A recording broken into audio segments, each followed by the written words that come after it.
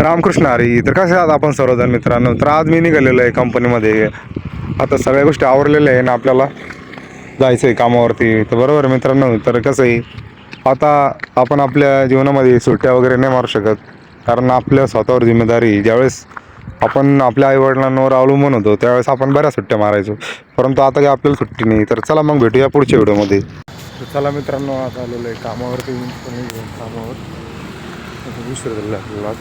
तर मित्रांनो, आता झालेली सुट्टी. तर आज दिवसभर भरपूर काम होतं. सकाळी 8 वाजता आपण कामावरती आलो होतो आणि आता पण 7:30 वाजले आपल्याला तर निघायचे. तर आमचे मित्रमंडळ सर्वजण आज कामावरती सर्व माणसं उपस्थित होते. आज कोणाही सुट्टी मारली नाही, कारण आज गाड्या खूप जास्त होत्या.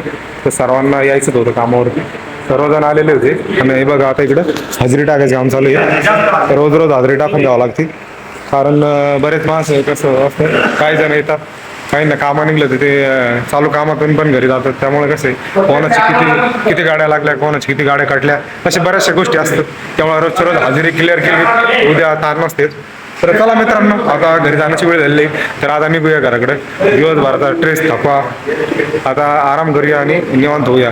आणि उद्या पुन्हा आपल्याला हेच काम करायचं आहे. त्यामुळे एक नव्या ऊर्जेने उद्या पण दिवस सुकवणार आहे आणि आपण कामाला येणार. मित्रांनो, आता आलोय घरी आणि आता हातपाय धुवून फ्रेश वगैरे झालो आणि आता वेळ झाली जेवणाची. तर चला जेवण करूया. ना आज जेवणामध्ये काय तुम्हाला दाखवतो. तर हे पापड आहे, ही बाजरीची पापडी आणि आळूच्या पानाच्या वडे, ब्लॅक काळ्या कलरच्या. चला, आणि इकडे हे चिकू आहे, इकडे भेंडी आहे.